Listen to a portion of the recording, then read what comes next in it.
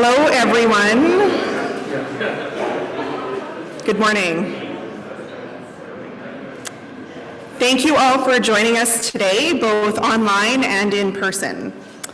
My name is Megan Gervais, and I am Protein Industries Canada's Director of Intellectual Property. Before we get too far, I would like to acknowledge that we are on Treaty 6 territory and the homeland of the Métis. We pay our respect to the First Nations and Métis ancestors of this place and reaffirm our relationship with one another. I would also like to take a moment to thank Mayor Charlie Clark for joining us here today. We know you have a very busy schedule, and it means a lot that you would take some time to come hear our announcement this morning. All right, so as my PIC colleagues can attest to, I think that fermentation is absolutely fascinating. It's a natural metabolic process. Fermentation uses microbes to transform materials. The Canadian prairies are home to a number of companies who have successfully used fermentation to produce valuable products. These include things like inoculants, craft beer, vaccines, very topical. Today's announcement is going to further strengthen Canada's ability to support the companies who want to use fermentation to transform our broadacre crops into higher value and more functional food and feed ingredients. We have a lot of people here in the room to help us celebrate this announcement, and we also have some attendees online. As a member of our virtual audience, you'll notice that you're muted for now. When the project participants are done speaking, you'll have the opportunity to ask questions by using the raise your hand function, at which point we'll unmute you, or you can type your questions into the Q&A box. For now, I'd like to invite the Protein Industries Canada CEO, Bill Greuel, to make our announcement.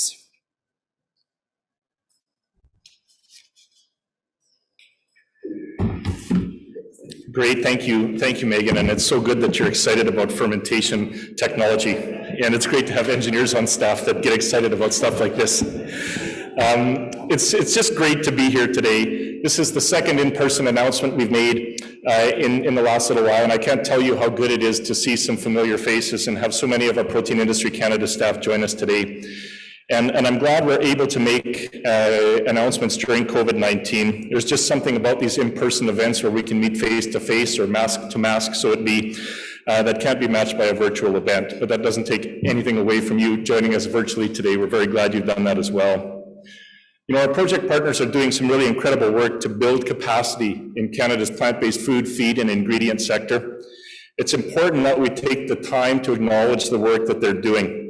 And with this project alone, we're bringing new technology to small businesses across the country, making the sector more sustainable and helping train the next generation of workers. It's this type of collaborative effort that is setting Canada up to be a world leader in the supply of plant-based foods and ingredients. And we believe that Canada can supply 10% of the world's plant-based foods by 2035. That means 25 billion in annual sales, leading to a significant boost in our GDP and thousands of well-paying jobs for Canadians. And in order to meet that goal, we need more than just new foods and new ingredients. We need new ways of developing them, along with a strong talent base with diverse knowledge and skills.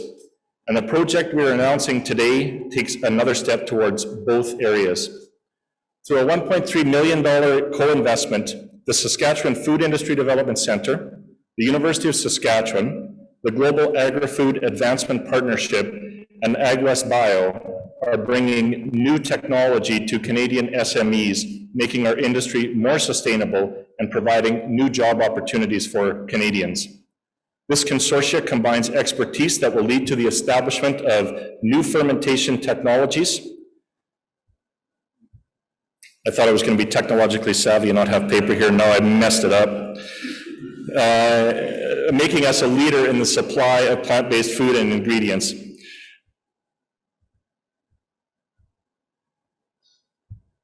All right. Fermentation processing represents a significant opportunity for Canadians. It's sustainable and affordable, thanks largely to its ability to utilize agriculture side streams in order to develop plant proteins, offering companies who utilize the opportunity to improve their return on investment. This new program, including its training aspects, will provide SMEs across the country with the opportunity to grow. This is thanks in large part to the access to the technology itself, which many SMEs haven't had a chance to utilize at this point. Provides a wide range of new commercialization opportunities, supporting Canadian innovation and helping expand the markets and footprints of our small and medium-sized enterprises that are the backbone of Canada's plant-based food sector. And they can do this all while meeting or improving their own sustainability goals, as fermentation processing is considered to be a more sustainable option with a higher profit margin than other processing methods currently available. Finally, with the pipeline of new talent that will come from the training program, SMEs will have plenty of new employees to choose from as they expand their businesses, strengthening both our labor markets and our economy. So I'd like to thank the Saskatchewan Food Industry Development Centre, the University of Saskatchewan, the Global Agri-Food Advancement Partnership, and AgWest Bio for putting this project together. Their expertise, collaborative mindset, and ability to provide SMEs with new infrastructure will be essential to strengthening capacity within our sector, making us a leader in the supply of plant-based food, feed, and ingredients. I'd also like to thank the Protein Industries Canada staff, many of whom are in the room today. It's our first time coming together since March of 2019. Putting together projects like this it takes the support of an entire organization, and bringing them from an expression of interest to a full project is a lot of internal work, and I can't express enough of the valuable work that you do in helping Canada's ecosystem and plant-based food sector reach its ingredient goals. And finally, I'd like to thank Minister Champagne, the Minister of Innovation, Science and Industry, and Minister Bibeau of Agriculture and Agri-Food Canada, and all of the Government of Canada for their support of Protein Industries Canada and our partners. Their support will go a long way in helping us ensure Canada's plant-based food and ingredient sector achieves the capacity it needs in order to supply the world sustainable plant-based foods and ingredients. Thank you.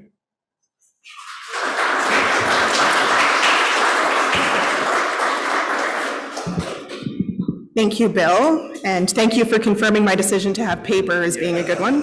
Yes. Our next speaker today is Dan Prefontaine. We all know Dan is the president of the Sask Food Industry Development Centre. So Dan, please. Good morning, everybody. Again, it's great to see everyone in person. I mean, it's kind of tough looking into a group of people that look like they're ready to rob a bank, but besides that, it's all good to see you. If you're cold, feel free to do a little dance, kick a foot up or something, get a little bit of heat going. So it's my privilege to be here today for this announcement and speak about a new opportunity for the Food Centre to build on an ecosystem that supports the future of our plant protein industry. This project will provide new opportunities to develop innovative products from proof of concept to commercialization. It will further our creation of new expertise in innovative processing for ingredients to support our protein sector and build industry expertise to transform plant-based materials from Western Canadian proteins, starches, and fibers using fermentation technology. As part of our new Advanced Ingredient Initiative, the Protein Industries Canada funded project will provide resources to support key personnel in fermentation science, process engineering, microbiology, and technical manufacturing. The project will build on a green strategy to create new opportunities and applications in the areas of ingredients and advanced protein production. This project will focus on expanding capability and developing technologies. To support Protein Industries Canada initiative in growing the Western Canadian protein sector, we will use vast resources of plant-based materials as scaffolding to build new products for a changing global market. The project will enhance the development of specialized ingredients for the food, health, and industrial markets to improve functionality, digestibility, and bioavailability for plant-based ingredients. It will also support the development and commercialization of new ingredients created through our partnership with AgWest Bio, the University of Saskatchewan, and the new Global Agri-Food Advancement Partnership just announced a few weeks ago. Through the development of an industry ecosystem, the project will support pathways to take innovative solutions to a commercialization platform. It will build on the talent and expertise across Western Canada to create diverse opportunities in advanced protein production and fermentation technology. To build and grow this sector, the project will support the further development and training of new skills by providing tools to engage industry in adopting and adapting new technologies. Once fully operational, the program will provide a resource for students entering the industry to receive hands-on training in the new pilot facility scheduled to open in the fall of 2022. It will provide them with an opportunity to gain experience by working hand in hand with industry to apply their knowledge and training under the guidance of industry professionals. The long-term initiative will build on our ecosystem to support new entrepreneurs and new technologies that create sustainable solutions that advance our industry. In closing, I'd like to give special thanks to Carson Sinclair and Megan Gervais for their support in the application process, which honestly wouldn't have happened without them. I really appreciate your commitment and contribution to our agri-food industry. Thank you very much.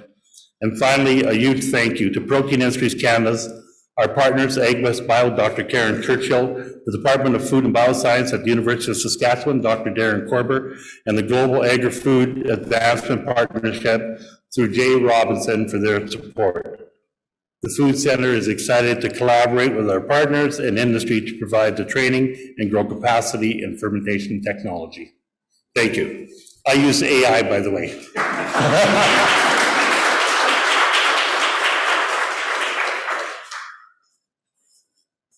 Thank you, Dan. What he means by persistence was maybe like nagging. It's okay. Our next speaker is Dr. Karen Churchill, the President and CEO of AgWest Bio.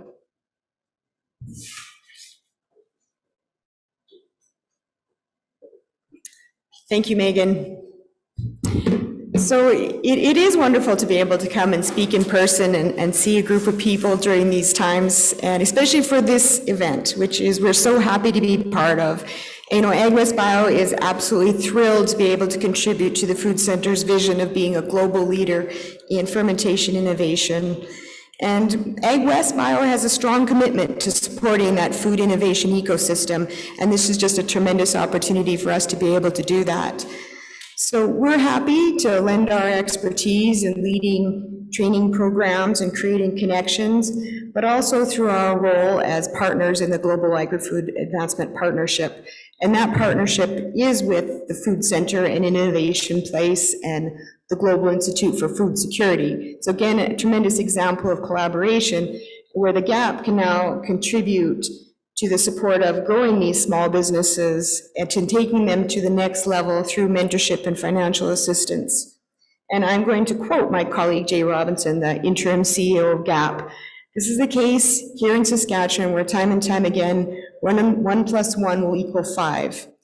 And in this case, we have 5 partners and we fully expect to hit a 10. So thank you for being able to allowing me to be part of this.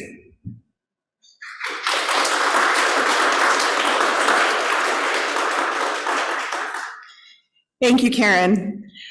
Our final speaker before we open up for questions today is Dr. Darren Korber, Professor and Department Head of Food and Bioproduct Sciences at the University of Saskatchewan.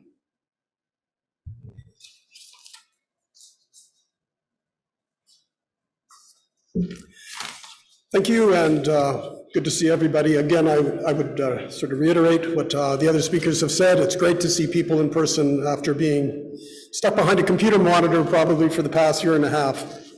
So I'd like to start by thanking Protein Industries Canada. Certainly this is really generous support for this important ecosystem grant, and also acknowledge the leadership of Dan Prefontaine for pushing hard and involving us, which we're very grateful for, as well as the other partners and collaborators. I just wanted to say a few short words about the university's role in this and our department's role in this. I'd introduce Mike Nickerson. He's one of our strategic research chairs in protein utilization. He's sort of been at the forefront of a resurgence in fermentation research in our department, primarily in the area of plant-based pulse crop modification and fermentation. And this has really reflected well with the sort of current trends that we see. Because right now, global demand for plant-based protein is on the rise. we don't see any reason that this trend is going to change, and fermentation is going to be the major driver behind this type of, improving nutritional quality and acceptability of these products for both food, feed, and bioproducts. Fermentation is one of those wonderful historical tools. It has the trust of people already. We don't need to get over any conceptual or perception barriers about its use. It's very green, and people already, if you compare it to processed foods in general, it's just a night and day in terms of acceptability. Our department's role in this is going to be, of course, to deliver a series of short workshops, technical workshops that are going to be focusing in on different aspects of fermentation technology. We've got, as you've already heard, we've got research going on in terms of fermenting post-crop fractions, including proteins as well as starches. And so we've got faculty members that will be delivering these workshops and working closely with the employees that are going to be hired through this grant in their training. And so beyond that, we'll closely collaborate. We have a great relationship with the Food Center, and a historical one. Lots of employees that work here have come through our unit, and Dan has some roots back there as well, back in the days when we worked in the department, maybe making sausages out of deer meat or something like that, Dan. But of course, I'd emphasize that our faculty really believe that this, food fermentation trend is more than a trend. It's going to be something that's going to be at the forefront of meeting the current and future needs of people in Canada, as well as people around the world in terms of food security.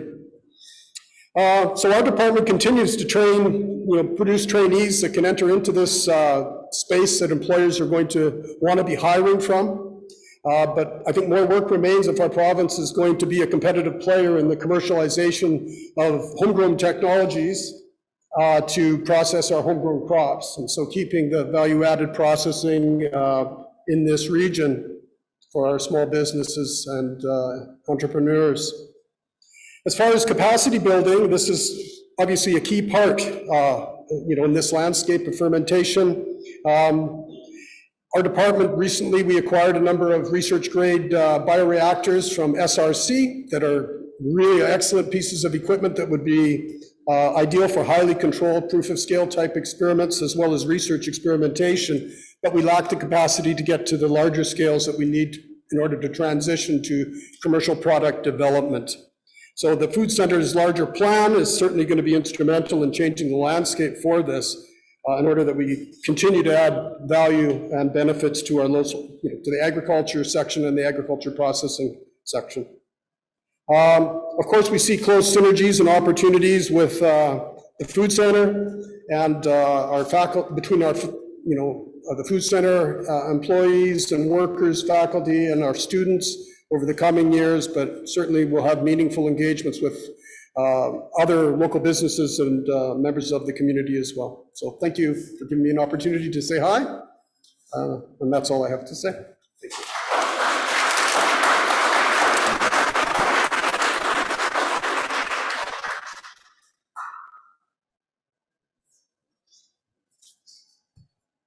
Great. Thank you to Bill and Dan and Karen and Darren for your great words this morning. I think that they did a better job of explaining why fermentation is fascinating, but so hopefully I've gained some support in that stance today. So now it's time for questions. So if anyone in the audience has questions, I'll ask you to just go ahead and come up and ask them. If you're online, please use the raise your hand function or type your question into the Q&A box. We can then either unmute you or read your question out loud. If you're in the room and you wanted to ask a question, just come up close to the front and raise your hand and we'll address you that way. And you can choose to either address your question to a particular speaker or keep it more general.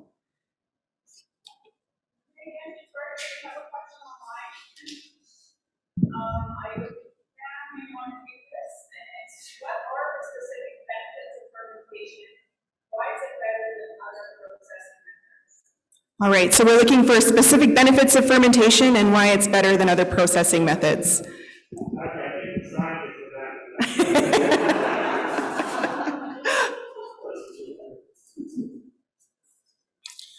Well, certainly, as I said before, it's a largely considered a green technology. It uses what we would call generally recognized as safe organisms, most of which have been, or at least many of which are, have been used historically. So a lot of these fermentations have been around for thousands of years, since the days of Mesopotamia, and societies were evolving.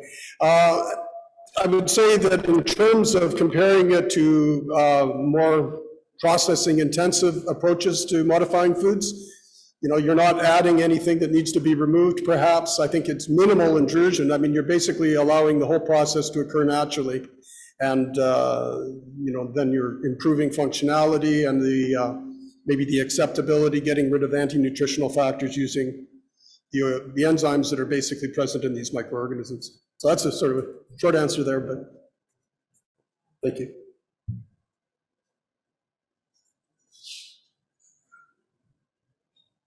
Do we have any other questions online? All right. We'll just give it a few more seconds here. Everyone's been quiet, but now would be a good chance to get your questions in front of our speakers today if you have any more online. Just while we're waiting, I will put in a plug. There are swag bags up at the front here, and Dan has reminded me to make sure I let folks know they're here and ask you to take one home with you today. Okay, another question. Are there any estimates on Farmgate impact? All right, we're looking for estimates on Farmgate impact. Who would like to take that one? Okay, perfect, Dan. You know, sort of the way when we approach projects like this is we look at, you know, how it goes downstream and upstream in the project. And, you know, when we look at the direct impact on things like Farmgate sales, for example, we always look at the overall long-term effect of what's going to happen. You know, the more demand we can get for the ingredients and the things that we grow in Canada, the greater the demand will be on the farm system to produce it. But also, it usually does have an effect on the price in the long term. And I mean, you know, probably the best person to answer would be Carl Potts, because he would know all the pricing back and forth. But, you know, even if we look at our pulse industry, you know, we look at the change of value in pulses over years. You know, as we start to see pulses being included in more food products, we see the demand going up and we see the price fluctuating up and down. But the general trend is that it brings more return to the farm. So.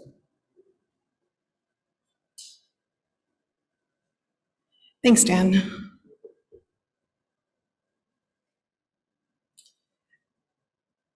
Do we have any others coming through online, Miranda?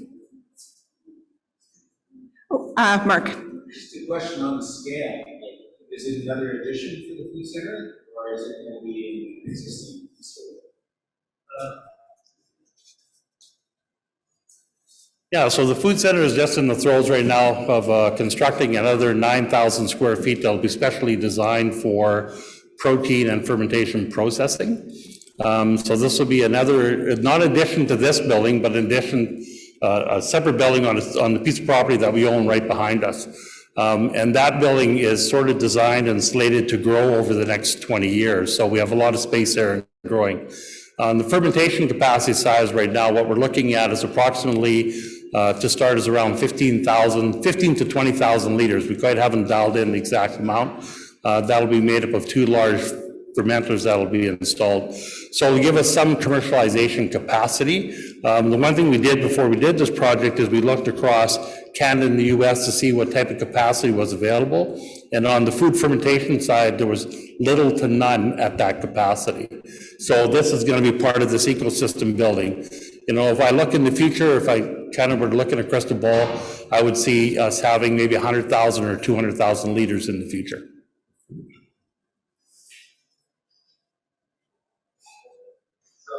Another question, kind of following on that. So the food sector is growing itself as a real leader in the ecosystem that's going on.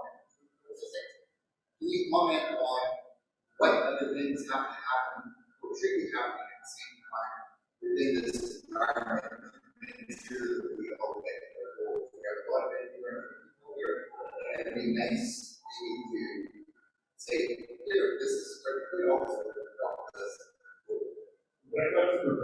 I think I was waiting for Dan to get up and answer that one, because that's a big one.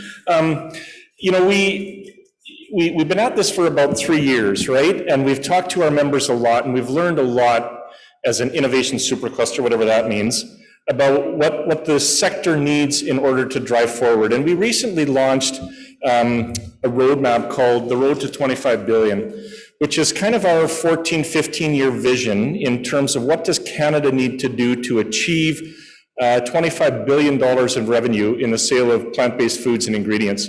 So we've thought very deeply about this question, and we think it centers and crystallizes around 3 areas. And we call them innovate, scale, and prosper. And so I'll just maybe walk through that very quickly, but not to bore you. You can read the document if you like. But you know, in terms of innovation, we really feel that innovation will underpin the growth of the sector. We're talking about the development of new products and new processes that don't exist today. So really what's really required in our ecosystem is work like this to build out the capacity for innovation and to support private sector companies and do collaborative research and development work between private sector companies and industry. And so implicit in that is you know, regulatory modernization for the space, and it's also really key that we have the right talent in place, and that's why this project is so exciting for me, because we're actually bringing the talent and the capacity here to underpin and support innovation. From a scale perspective, you know, if you were to press me on what is the strategic imperative, what does Canada need to do in order to achieve 25 billion in sales, it is increasing our ingredient processing capacity in Western Canada. That's going to underpin the growth of the plant-based food sector. We will not achieve $25 billion in sales if we do not have an effective and large ingredient processing capacity here in Western Canada. And we're talking about processing capacity in the order of millions of metrics of tons of additional crop processing. So this is not a small feat. So that's capital. That is building out the entrepreneurial capacity of our industry. It is support for industry and the scale up of technologies. How do we grow an industry from where we are today, about $3.5 billion, to where we want to be, which is 25 billion? And so that's not a small feat, which is why we're thinking about this in terms of decades rather than 5-year time horizon. And the third area is this idea of prosper. How do we push as far down the value chain as we can? We have to not be satisfied with moving from crops to ingredients. We have to move from ingredients to finished food products, because that's where the value will be captured. And that is really understanding our end-use customer needs, both domestically and internationally, pushing as far down the value chain as we can to finished food products, which is why a lot of the announcements that you've seen from Protein Industries Canada more and more are involving ingredient manufacturers together with consumer packaged goods companies to try to push to finished food products. And again, why technology and support like this is so critical, because if we don't get on board with the newest and most innovative technologies, we're not going to be relevant globally from an ingredient perspective. So I think that's probably a long-winded answer to what needs to be done, but we think we've set a good foundation here with the developments of the investments that we've made at Protein Industries Canada over the last 3 years, and certainly looking forward to the next tranche of investments that we're talking to the Government of Canada about today. So thanks. Thanks, Bill. Miranda?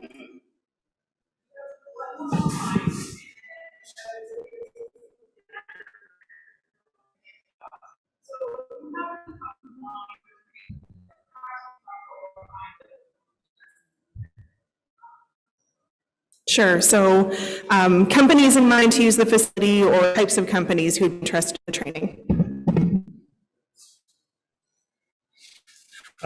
So there's kind of two parts. One are companies interested in using the facility, and one are companies interested in training. So again, when we look at this project over the long term and over the short term, so in the short term, we do have companies right now that are beginning to look at the development of new proteins using fermentation technology that are actually waiting for us to get up and going with our pilot facility so they can come in and start to use it. Those companies, some of them are in the province, some of them are across Canada, some of them are outside of the country. Part of this effort, which also fits into the GAAP program as well, is to try and attract new investment into the region. And by having these different systems in place that we can have for companies to come in, pilot their idea, develop the technology, bring it to a commercialization stage, it helps us to attract new businesses into the area to set up and develop their process here, but also to set up manufacturing here in the long term. And that's the point about Bill's ingredients and CPG goods. On the training side, what we're really looking at, one is to help companies that are in this area to get better employees is the wrong word, but more skilled employees to come and work for them. But what we're finding right now is that in the area of fermentation, especially on the commercial side, there is actually a lack of people to support the industry. And so when we start to look 2, 3, 4, 5 years down the road, as we grow this industry, how do we make sure that the resources to grow it are there, including trained individuals to come along and help these companies grow? Because there's lots of activity right now in fermentation, cellular biology, precision fermentation, and synthetic biology. But we definitely see a gap in attracting talent to be able to work and build those fields. And always with training talent, the one outcome you want to try and achieve is to try and get entrepreneurs to be spurred from that training. They look at it and say, hey, I can do this, and develop. If we look at our industry, how many people became an entrepreneur because of what they learned, either by going to the university or working for a company? And so part of what we're trying to drive is that entrepreneurial spirit as well, so people look and see there is a real opportunity.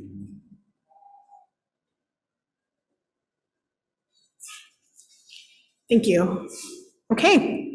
It sounds like we're wrapped up on questions online. So if there are no other questions, Bill, do you have any closing comments, or do you want me to just wrap it up? All right. Well, okay. The other thing I want to thank everybody is that, from being on Zoom this last 2 years, now that I've seen you in person, I think suddenly it's been working out. All right, well, that's a good note to end on. So thank you everyone for attending today, and to the folks online as well for your attention and participation, and have a great day.